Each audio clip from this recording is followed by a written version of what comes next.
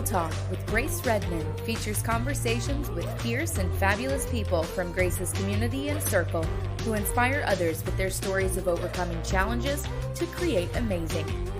Grace is an entrepreneur and success coach who works with individuals to diminish their negative mental chatter, boost their confidence, achieve their goals, and increase their prosperity mindset. Get ready for a series of anything goes conversations with remarkable men and women that will get you jazzed for life's unlimited possibilities of success, freedom, and fun.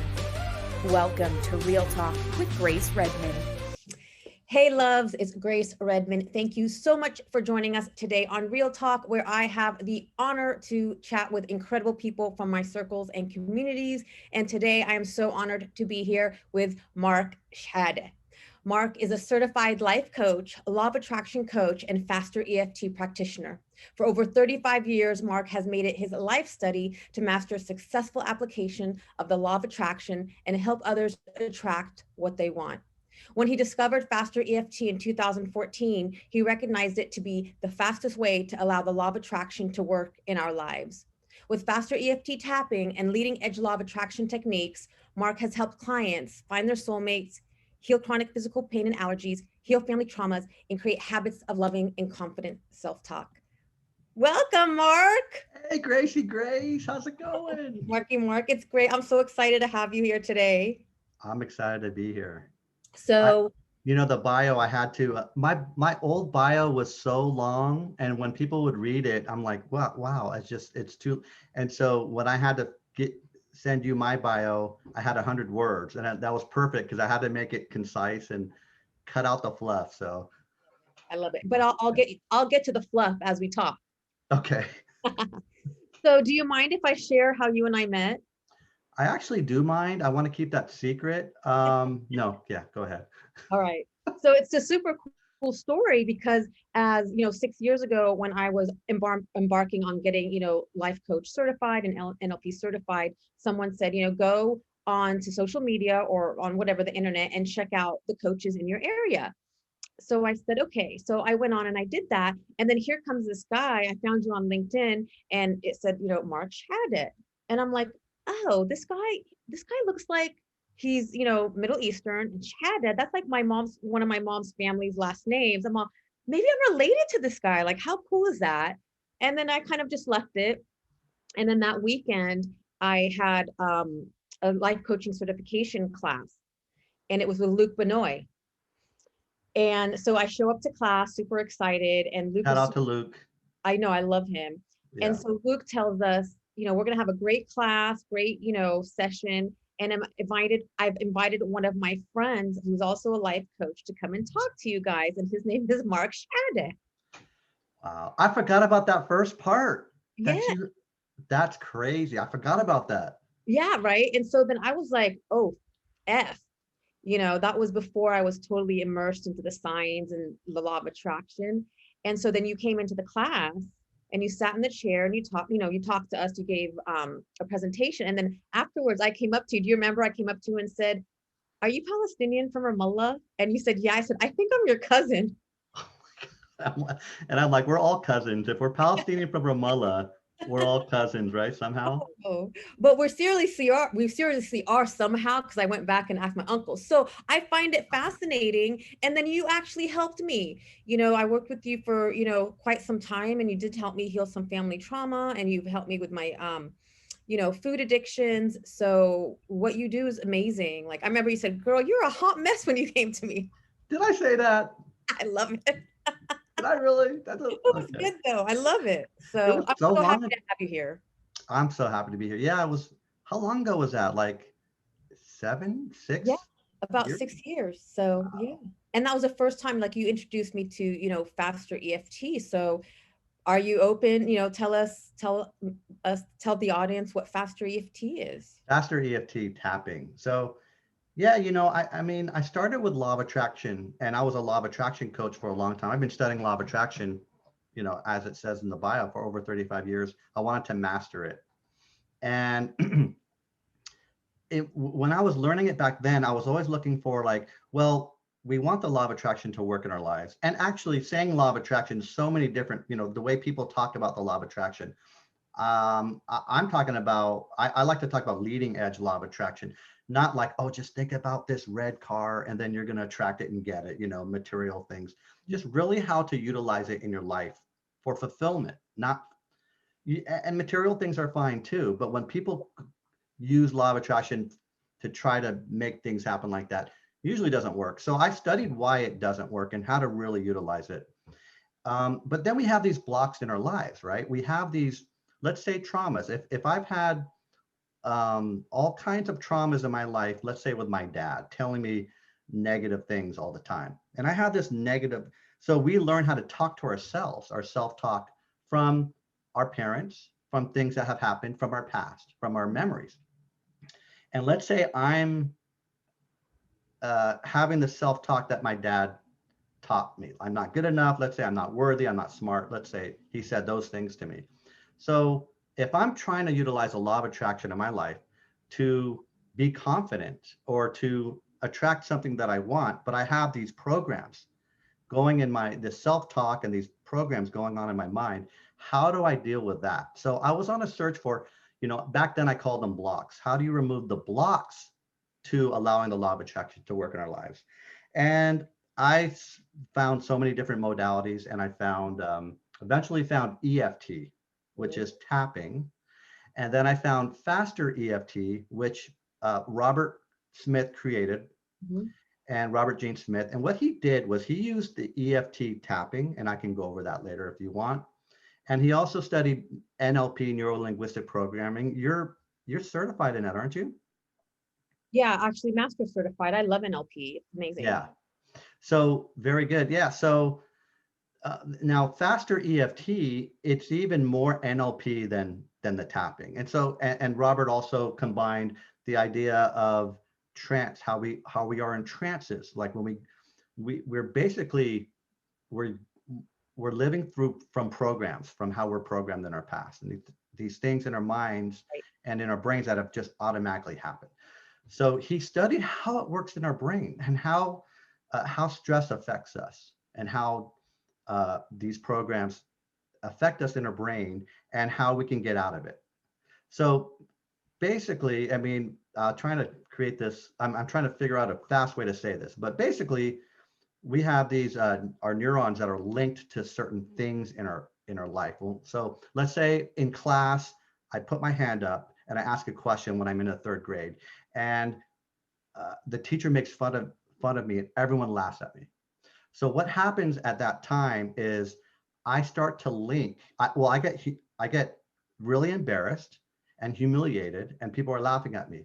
So what I do in my brain is I link speaking up, raising my hand, having a voice, and humiliation. And I'm going to be made fun of. So that becomes an automatic link. And there's an idea for faster EFT neuroplasticity, which says neurons that are fired together are wired together. That's an NLP presupposition. That's right.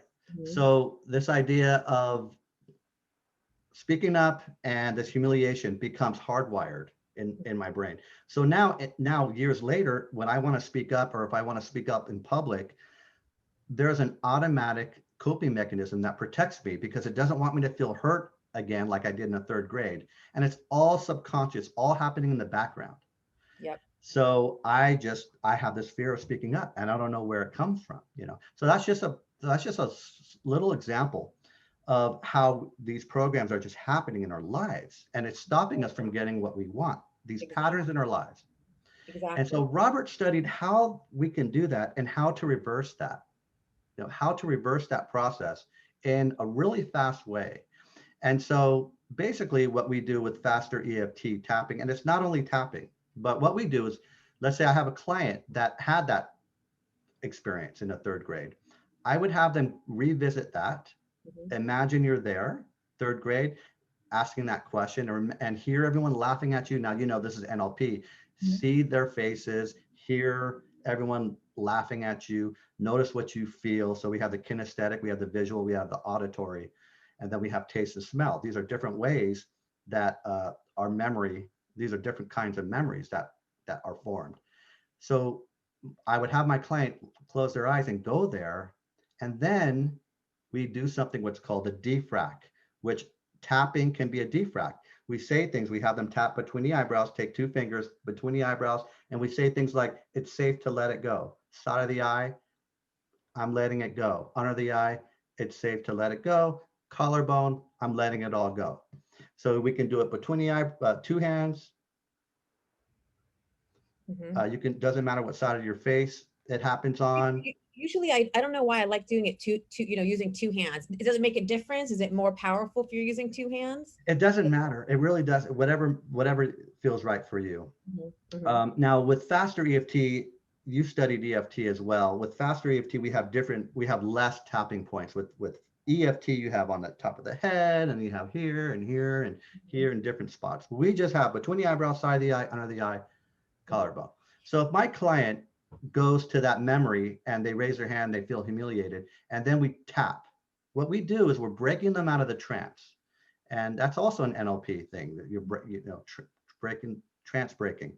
And then they come to the current present time, and when that happens, we know, neuroscientists know, that anytime you visit a memory, and then every time you visit a memory, it's being updated based off of what you're doing in the present moment and your intention. So if I visit that memory and then I tap, it softens those hardwirings of the humiliation, and it's updated. And so when it's updated, it's a little less humiliation. Yes. And also our mind doesn't know the difference. Like when I guide my clients back to that humiliating moment, in the mind, it doesn't know the mind doesn't know the difference between then and now. And so we create, because there's a story attached, like you said, and then we take them back and they create a new story. And what you're saying, by adding the, faster EFT, the tapping, it helps, like you said, the defrac, break the trance, and it changes the entire story, the narrative. That's exactly right, because you're right. We create a story, we create a belief system, beliefs around it. We can create a worldview. It's not safe to speak up. People are mean. That teachers are mean. All kinds of things that can be attached to that one memory. Sure.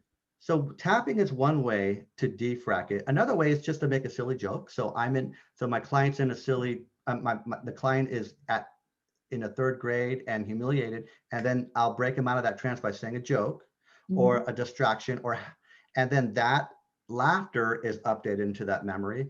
Or I have them visit a happy memory where they're at the beach and they're feeling the sun on their face, and then that is updated. By the time you do a few rounds, my client can think of that memory and go, well, I know it happened, but I don't feel bad. I can't feel that humiliation. And so we just kind of changed that hardwiring and created new wiring of feeling good and speaking up. So when we tap it down, we call it tapping it down to a 0. Then we add a new story, like you're talking about, or a new feeling. Well, how would you prefer to feel when you're talking in public? I want to feel confident. I want to feel like myself. I want to be able to have people listen. I want to be able to help others, that type of thing. And then we create that new story, and we have them practice that new story. So you create the space first, then you add that new story, and magical shit happens when you do that. You're not effing kidding. Like, magical shit happens. I mean, I remember when I first started working with you, and remember, by the time I met you, I've been doing self-development and therapy for decades, and I was successful, but there was still like this heaviness. But but once I started using NLP and working with you, that shit was like magic. It just started, like, I was releasing these stories. I never realized that beliefs and stories that we created from when we were a baby, between the age of birth and 11, then we live the rest of our lives like that. Who does, how are we supposed to know that? Yeah, exactly. We don't know that. We just know hard work. We're taught, just work hard for what you want, and we're not taught about how to deal with these programs and these stories. And so when you change a memory, that's, let's say we find the traumatic memories or the big ones, when you change that, a whole bunch of things are changed. The belief systems, the stories that are attached to that memory can go, and then you create new beliefs and new stories for it. So tell me, Well, yeah, I just wanted to say, what what we actually do, Grace, is the fact that you, like you said, you don't know, we don't know if it's happening. Our subconscious doesn't know if it's happening now or later. So Right. the fact is, when I go, let's say it's me again, I go back to that third grade experience. When I think about that memory, I'm making it up because it's not happening anymore. That was years ago, and I'm bringing it into my present time now, and I'm recalling it in my perception. So I'm Right. making up the story. It's not real. It feels real. It did happen, but as I recall it now, I'm making it up. It's a construction in our mind. Yep. And so after we tap it down, we say, well, since you're making it up, what would you prefer to happen? And we make up a brand new story. And it's just using our imagination to say, well, let's pretend, let's say that it didn't happen that way. Let's say in the third grade, I raised my hand and the teacher said brilliant and everyone clapped for me. And then at the end, like patted me on the, you can make that stuff up since you're making it up anyway. So it's kind of a new way of thinking of it, isn't it, Grace? Well, 100%. And also when, I can't think of an example right now for myself, but let's say you're talking about, you're in third grade, you raise your hand, maybe the teachers didn't really see you, but you thought she was ignoring you. Then you create a story in your mind. And I mean, 90+% of the time, the story we create is not even true. It's not even true. Absolutely. Like she didn't see you raise your hand, but in your mind you thought she saw you and she ignored you, and then you created that story. So a lot of times the beliefs we create are based on false stories that we made up. Absolutely. And then can you speak to what happens after that? Like what happens next time when a teacher is maybe not so nice?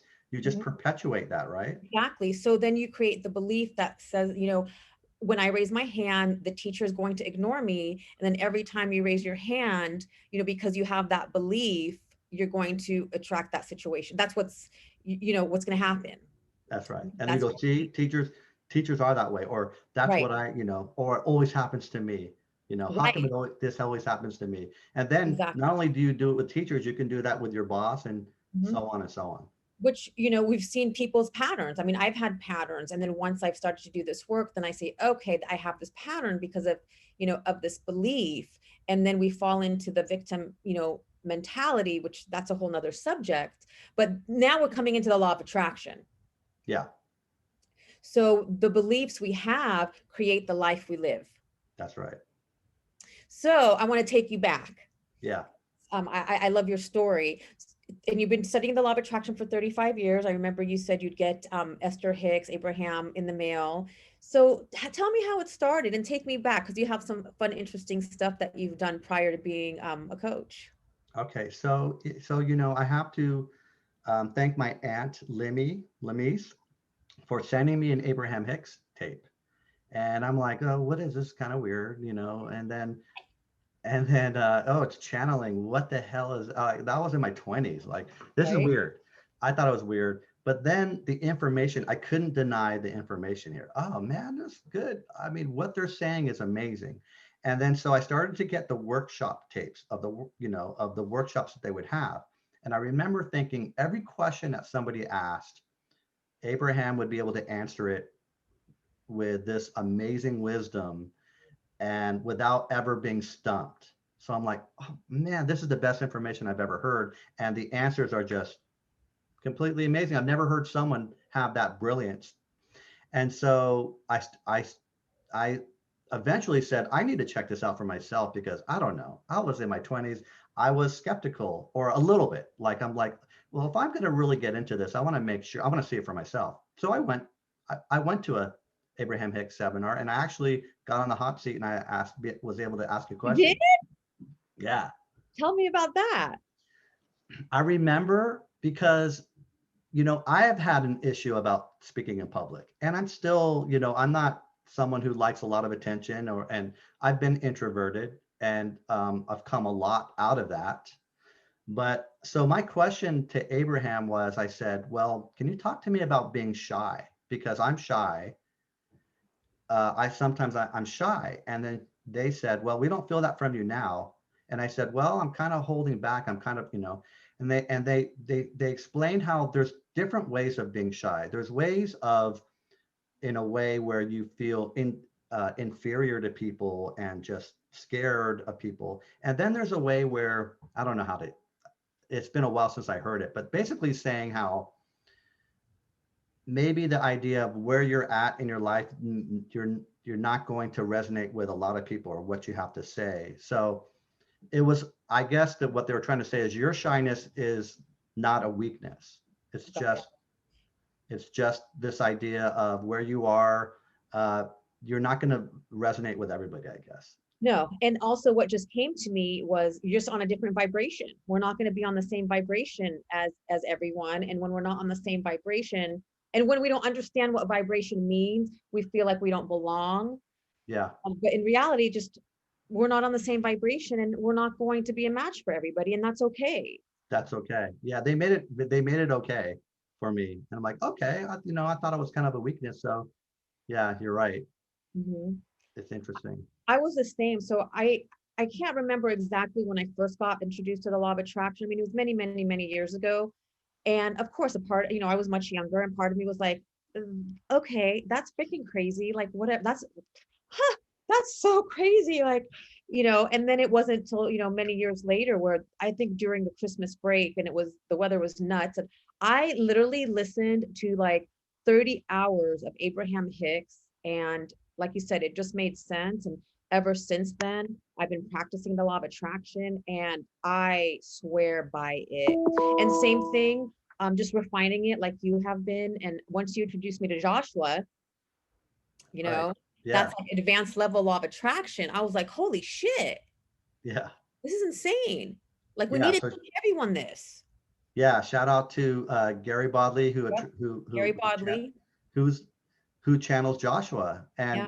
Gary Bodley's like my age. He's fun. He's, because Esther Hicks, they were a different generation from me, and they were just, I love the information, but Esther herself, I didn't, necessarily resonate with her. But Gary Bodley, I found him online, and I was told about him, and he's just a regular guy. He had a podcast, and he's just a regular guy who's just real and swears and my age and fun and goofy, and he channels Joshua. And so they have 4 or 5 books out. It's amazing books. One of the best law of attraction book is called A Perception of Reality. I've read them all. I've read all his books. Did you read them all? That's right. See, I'm forgetting about this stuff too. Yeah, I read them all. I mean, that was life-changing for me once I got into the Joshua series, and then I started gifting them to people.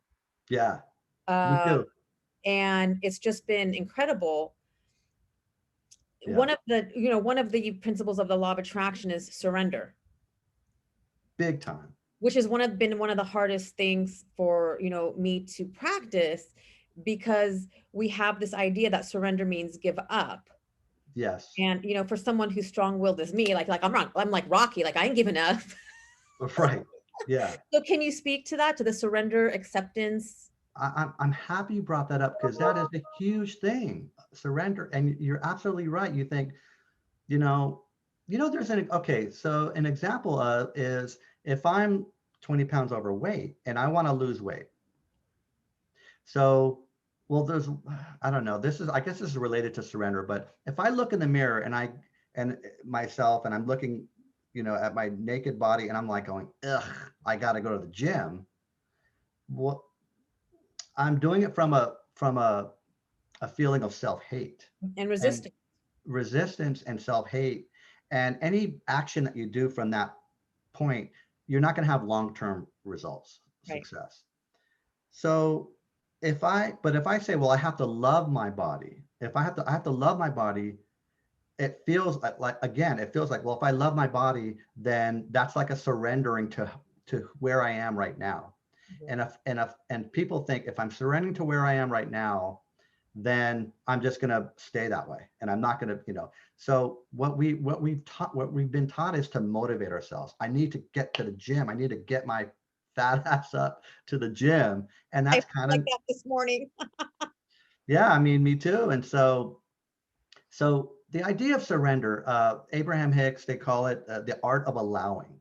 Yep. So this idea of when I want something, instead of trying to make it happen, instead of creating goals, writing it down, thinking about it all the time, visualizing it, trying to make it happen.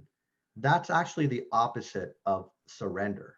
That's actually, so we're actually getting in our own way by doing that. We're getting in our own way by trying to make it happen.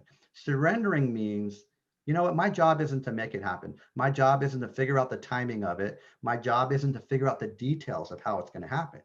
Because the idea is the universe has a better idea and has a higher perspective than I could ever imagine. People, or you could say God.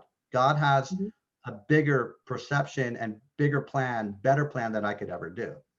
So surrender is surrendering to that higher power, surrendering to your inner self or the universe or God, and saying, you know what I want, help guide me there.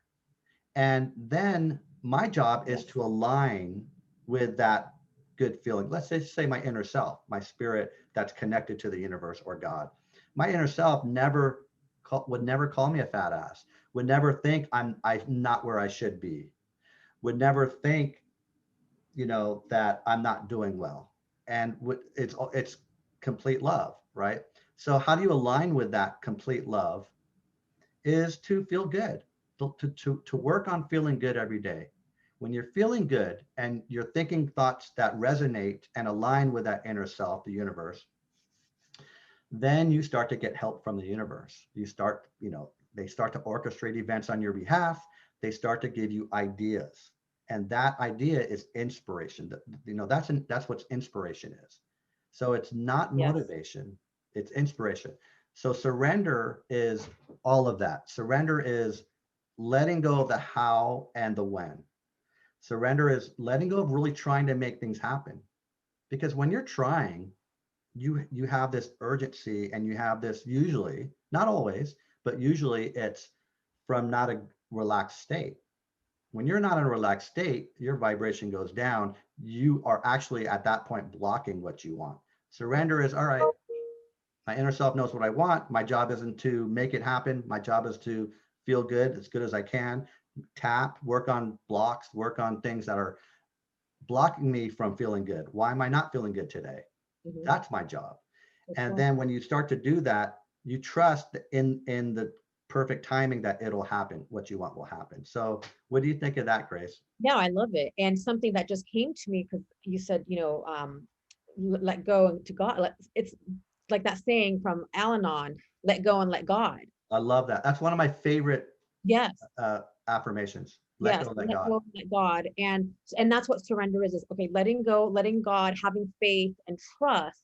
And it's not, like people are afraid, well, if I surrender, or if I, accept where I am, I'm going to stay here. I'm not happy here. But no, surrender and acceptance is, okay, I recognize where I'm at, and I'm eager for more and better. Absolutely. And then taking the inspired action, because we absolutely have to take action. I think a lot of people think, with the law of attraction, I'm just going to sit on my couch and it's going to come knocking on my door. Yeah. That's not how it works. It's, you do take action. It's just the action comes from a place of faith, trust, love, instead of control, fear, and resistance. And then when we visualize, we don't have to have the details. What I do is I visualize the emotion. Like, how do I want to feel? Yeah. So when we add the emotion to, surrender, and then, be open, and when we want to create, kind of, you add the emotion to what you want, it just, like you said earlier, it just comes together like fucking magic. Oops, sorry. It just comes together like magic. No, I know. I mean, when it starts to flow in your life, and I'll tell you, Grace, it didn't come easy for me. Like, it's been something to practice, and fail and practice, and like, okay, whenever you go, I'm attracting something, and then, all right, then I'm not trying hard, and then like a month later you go, well, where's my shit? Like, oh, where is it? Right when you do that, you kind of, again, you're blocking it, because you're kind of forcing the timing of it. Exactly. And also, so you're not trusting. Yeah. Beliefs. If I have a unconscious belief, and although I want this, but I have a belief, then that's going to be a conflict, and I won't be able to, attract to me what I want until I figure out the belief system. Absolutely. Yeah. So that's why we like faster EFT. I say faster EFT tapping is the best tool that I found to allow the law of attraction to work in our lives, because we have all this stuff that's weighing us down, that's affecting our beliefs, that's affecting our self-worth, our expectations. And so we have these, we are attracting in a subconscious way things that we don't want. And that's the patterns. Yep. Yeah. And also, I think I talked about this in my blog this week. So when I focus on the things I don't want, then I get more of what I don't want. And so that's how I created success earlier in my life, was by, okay, and let's see, this is broken, I'm going to fix it. Well, that was like a hustle and grind. And I burnt out. Yeah, I was successful, but I didn't enjoy it because I was exhausted. Now I'm learning, which is not easy, Yeah. how to create with ease and grace. Grace. Not easy. Ease and grace. It's not easy. Ease and Grace Redman. Yeah. But it's not easy because we have this belief. No, it's not. And I did the same grind with my businesses, same grind. And I had to learn, because it's tough, man. You're not working a 9 to 5. You need to, the idea of, I need to figure out how I'm going to bring money in to pay my bills. Yeah. And that, when you're fighting against that, when you're trying to have a business that's flowing and fun with that inner stuff going on, it takes some work to tap on that and to work on that and to trust. Like you said, the surrender is, I'm so happy you brought that up, because it's like the biggest key to law of attraction. It's just the biggest key. And it's a practice, and it's an art, the art of allowing, the art of surrender. That's practice. That's something to do every day. For sure. And, and I practice every day, and I fall off the wagon. But also I notice when I fall off the wagon, because and then I go into the low vibration, it's because there's another layer of healing that needs to be done. And we can't always stay in the high vibration because we have to have a contrast. Yeah. When I fall into the low vibration and I start, having a dark night of the soul, it's because there's another layer of healing that needs to be done. I love that. And then, I start going through that healing to get me back to the vibration. So I feel like every time I dip, it's because I'm leveling up into a higher vibration. But before I get to that higher vibration, I need to, dip down, clean up some more, shit and trauma. And then it's like Donkey Kong. Every time you're going to level up. You like that? Yeah, it's the Donkey Kong. Come on, like we can't always be, in this high vibe. I mean, I'm a high vibration snob, but like we're human. We're gonna have all kinds of emotions, and the contrast is necessary. It's great that you said that, because you're so right. I think we've learned from Joshua is, everything that happens to us is for us, right?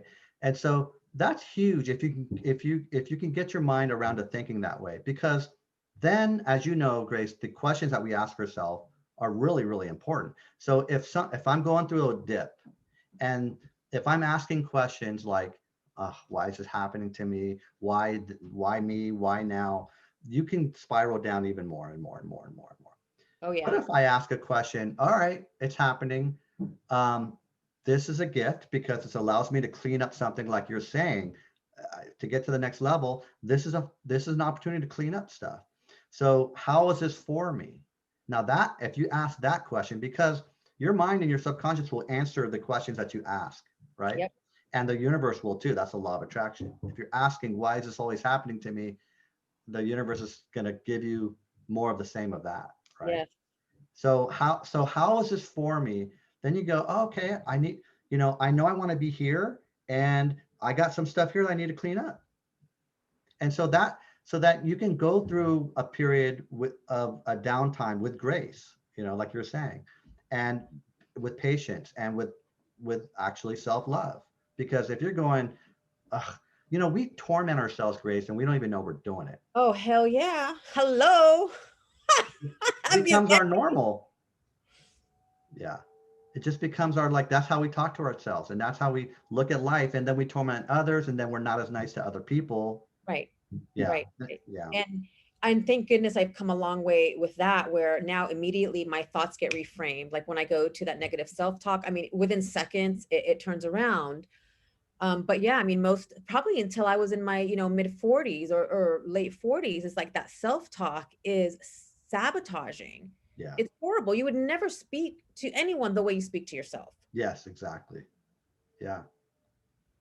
It's good stuff. And I remember we met so long ago, and then we'll bump into each other every once in a while. And Grace, you're always doing some class, you're always doing some workshop, and then you, you start schooling me on stuff, and like, oh man, great. I'm just seeing your evolution because of not seeing you that often, and then seeing you, I'm like, wow, Grace, I don't know. It's just awesome to see all the work that you're doing and how you're just changing, and I'm changing. It's like how this work changes us.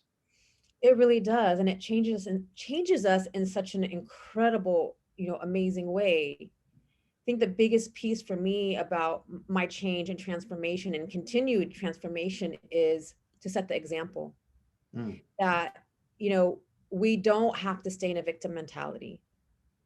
We don't have to stay in the lack mindset. Like we have a choice.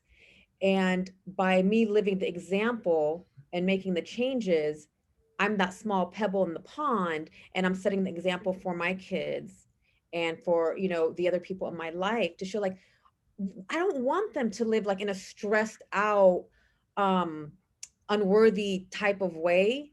That's not how God wanted us to live. We came, into this world as a spirit, and our birthright is abundance. yeah, yeah, So if we can teach, just one person how to live an abundant life, then we're, that's the job. That's my passion. I want yeah. to live in enough fun. I know we're all going to have challenges. It's not Pollyanna, but just living from a better frame of mind, from your source, from your spirit, from your heart. Yeah, and also this thing of, you learn these powerful tools, and then you want to help everyone, and you want to help your friends.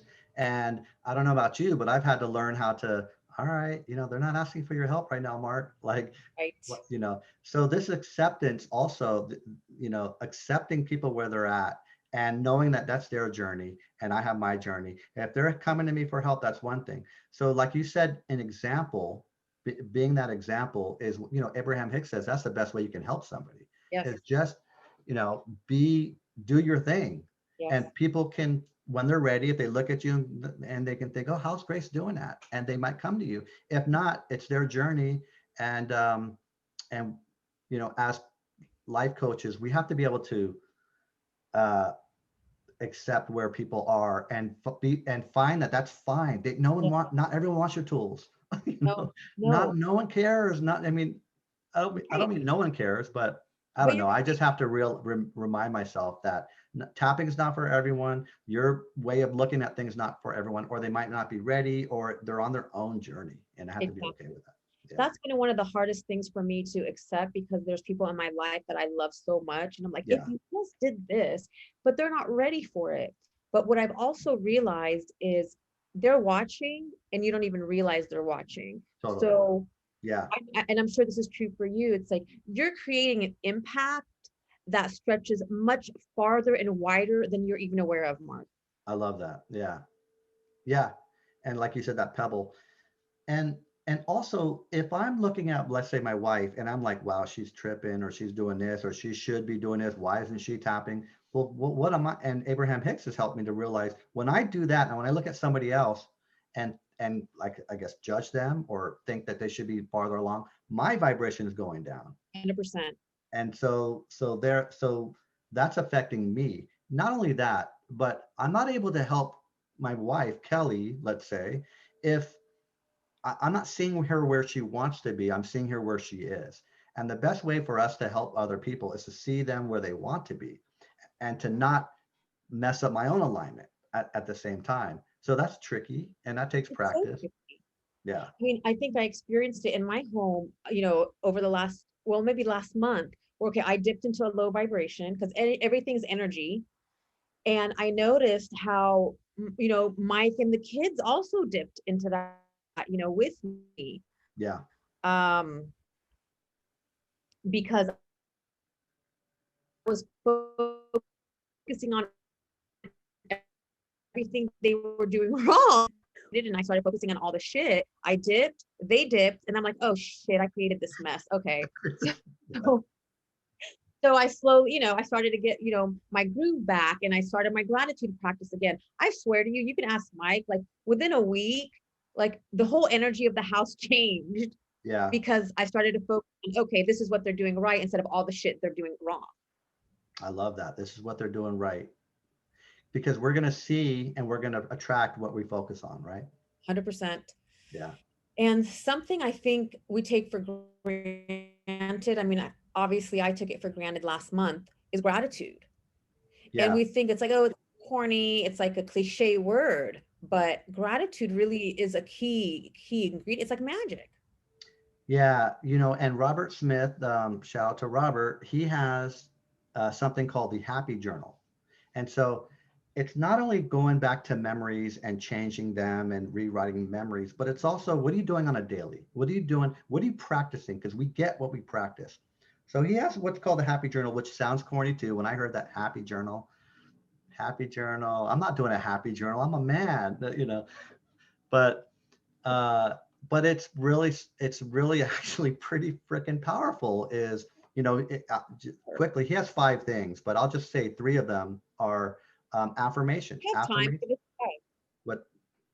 Yeah, well, affirmations. We have time for 5. Okay, affirmations that we align with and affirmations that we resonate with. So you practice that. I like to do in the morning. Affirmations, my affirmations are, nothing is more important than that I feel good. That's Abraham Hicks. Let go, let God. Everything's always working out for me. I'm never alone. Because sometimes, Grace, we try to solve problems alone and we realize, man, we have access to help, whether it's God or the universe or inner selves. We're working too hard. So I'm working way too hard at this. I'm not alone. I can be, do, or have anything I want. Affirmation. And you do them every day. You start to repeat the same ones, and that's fine.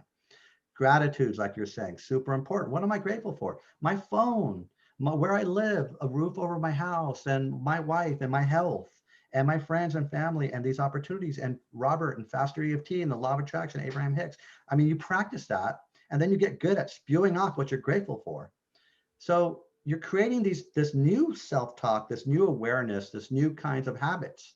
The third thing, Robert has goals and dreams in your life. So writing down goals and dreams, but you're not going to write down goals and dreams every day. So what I do as a daily process is daily positive general intentions. So it's like a goal for the day. What do I intend for today? And not specifics. Like you said, you don't have to go for the specifics, but generally, I intend to feel good. I intend to laugh more. I intend to look for more things to be grateful for. I intend to uplift others. I intend to see the best in others. I intend to have fun today. Just general intentions. So if you set off your day for these 3 things, let's just say, affirmations, gratitudes, general intentions, you're setting the tone of your day pretty good, and you're practicing. 100%. Well, what they say is the most successful people in the world, they all have, morning routines, which includes, something similar to what you talked about. Yeah. And what I love is, I mean, I won't go into this, but Hal Elrod, the Miracle Morning. And, if you just pick a few of the Miracle Mornings, which one of them is affirmations and intentions, you create your day, you create the day, you take charge of the day instead of the day taking charge of you. So I'm really big on morning routines, even if it's just 15 minutes. And it makes a difference. Well, think about it, Grace. And it doesn't even have to take 5 minutes, because if things are too long for me when I'm starting a practice, if they're too hard, I won't do it. So I like to make things really easy. But think about if I didn't do that. Totally. And let's say I have a 9-to-5 job. I'm going to work. What am I doing instead, Grace? I'm going, what's my boss going to do now? What's that person I got to work with? Oh, I have this work that I have to do. Oh, this drive, I'm going to hit traffic. I mean, if you're not doing the positive, you're doing the negative, right? So if you go, what are my intentions for today? I'm gonna listen to music on my way to work, and I'm gonna see the best in my boss, and I'm gonna try to see the best in my coworker who usually bugs me, and then maybe on the way tap on that, my person who bugs me at work, and like, let it go, let it go, let it go. And when you do that, you start to see, actually, when you tap out the negative stuff, the negative expectations, you start to generally say, oh, you know, I do like it. I do like this about that person. They are funny and they Yeah. have helped me at work or whatnot. So you're just setting the tone, Yeah. and you're also setting what you're going to attract for the day. I have a few of these stories where I was working with clients where they worked with someone that was just annoying or they didn't like them. And then we started working on, okay, like what's the gratitude there? You know, just let's focus on the good things. You know what's crazy? There's been more than one instance where that person left the company or they moved or they weren't in their space anymore. So, Yeah. Yeah. and I swear that's a part of focusing, you know, on the ground a lot of the times. Yeah, totally. Not amazing. Yeah. Super crazy. I love it. I love this stuff. I love that I could be here with you for hours. I'm sure we're gonna, you know, get together again when it comes to, you know, the law of attraction and all of this fun stuff. But Yep. what I want to ask, tell us something fun about yourself that maybe a lot of people don't know.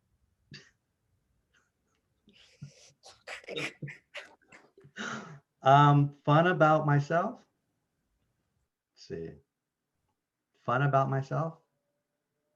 All right, let me think about this here. Um, well, I like to play poker with my friends. We haven't done it in a while, but I like to play, you know, because of COVID. But I like to play poker. Um, I'm goofy. I like to just make silly jokes all the time. Like if you know, I'm with a group of people and a friend's coming in, you know, we pretend like you're asleep. So everyone pretends like you're asleep and they come in. You know, just stupid stuff like silly humor. That's Love- fun, I think. Um, I don't know. I like to travel. So Love to were you travel. a DJ? Weren't you a DJ? I was a music producer. That's kind of cool. I had a recording studio. I had a music producer, a recording studio in San Francisco, um, doing hip hop music. I love it. Yeah. Mhm. Well, there's something about you that I think is super cool and I love. It's like you're a huge Prince fan. Huge Prince fan. Yeah. Yeah. And I learned a lot about production from Prince. Oh, and you know, I got my Prince peeps and we go dancing. You Yeah. know? You're super fun. Like that's super fun. Yeah, that is super fun. I liked it. You know, I used to go, you remember the Wolfgangs in the Palladium and, you know, go Yeah. dancing.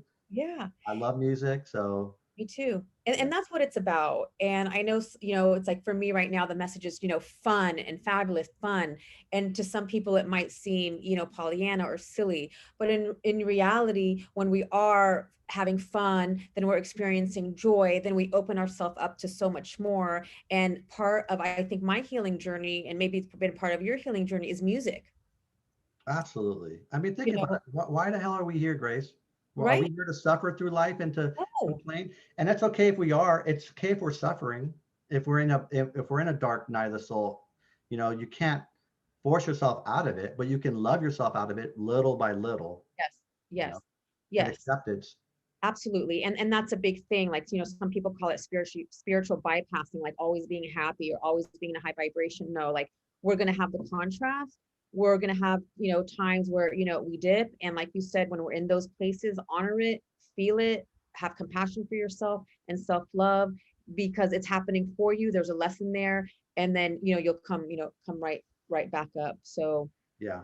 it's all great stuff, and it's been just an honor and a privilege to know you. Like what a blessing that I got to meet you right when I started, you know, my own journey. That's God's, you know, that's God in God's hands that he put you there at that time. I'm so grateful I to mean, you saw me on LinkedIn and then you met me. We met each other. That's some crazy stuff right there. it really is. Yeah. So I'm so grateful for you, and Yeah. you're amazing. I mean, you helped me through a lot. So tell our audience where they can find you.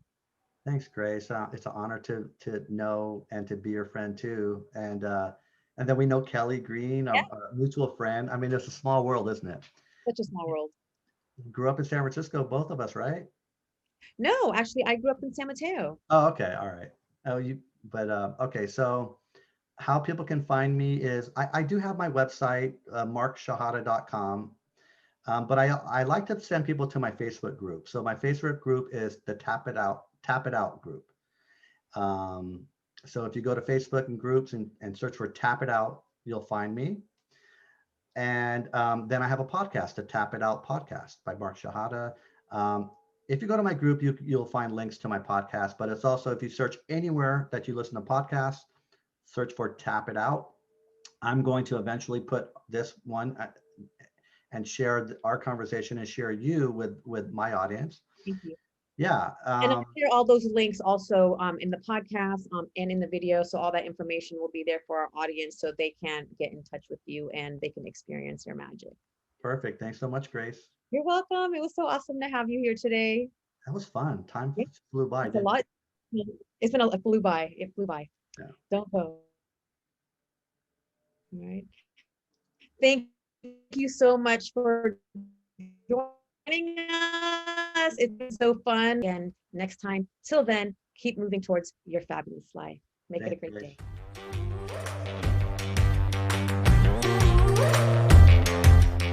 Hey, love, thank you so much for listening today.